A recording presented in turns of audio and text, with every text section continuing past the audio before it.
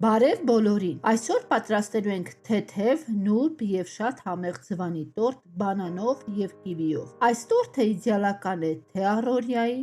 թե հյուրասիրության համար։ Սկսենք այն պատրաստելը։ Կոտրում ենք 5 ձուն, մի փոքր աղ ենք անում, սկզբում հարում ենք շատ ցածր աստիճանի վրա 2-ից 3 րոպե։ Իմ ձվի վրա արյուն կար, բայց այն չխանգարեց ստանալ փափուկ բիսկվիտ։ Քիչ-քիչ ավելացնում ենք շաքարավազը և բարձր աստիճանի վրա հարում ենք։ Պետք է ստանանք այսպիսի սպիտակ և ծավալով ավելացած խմոր։ Ալյուրի մեջ լցնում ենք փխրեցուցիչը, վանիլինը, խառնում ենք, մաղի միջով անցկացնելեն ավելացնում ենք խմորին։ Խառնում ենք փայտե գդալով զգուշորեն և դանդաղ։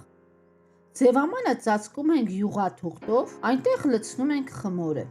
Փայտիկով նախշեր ենք անում, որպեսզի հանենք օդը։ Դնում ենք 160 աստիճանի տակ միացրած ջեռոցը 45-ից 50 րոպե։ Կտրատում ենք 3 հատ բանան, պատրաստում ենք կրեմը։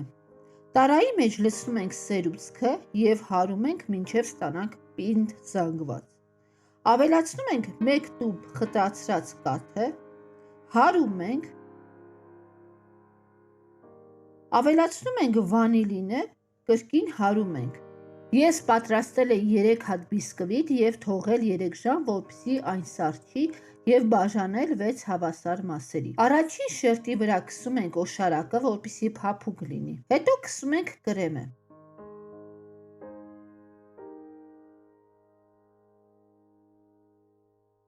Հերթականությամբ գեղեցիկ դնում ենք վրան բանանը և կրկին ծածկում կրեմով։ Գործողությունը կատարում ենք նույն ձևով, այս անգամ դնում ենք կիվի։ Ամենավերջում տորթը ամբողջությամբ պատում ենք կրեմով։ Մաքրում ենք կողքերը, դնում ենք սառնարան 1 ժամ, գեղեցիկ զարդարում ենք ջնարակով։ Դուք կարող եք շոկոլադ հալեցնել, այդպես ավելի դյուրին կստացվի և գեղեցիկ կլինի։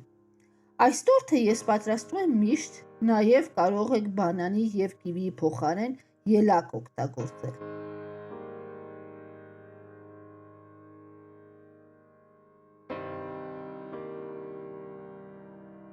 Կողքերը նույնպես ջնարակով գծեր ենք անում, օգնությամբ հարթեցնում ենք։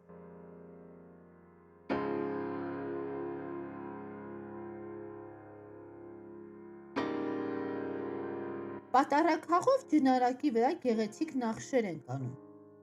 Մեջտեղի մասի համար քերում ենք շոկոլադ և կարող ենք քերել նաև ջնարակի վրա։ Մեր համեղ տորտը պատրաստ է։ Շնորհակալություն դիտելու համար։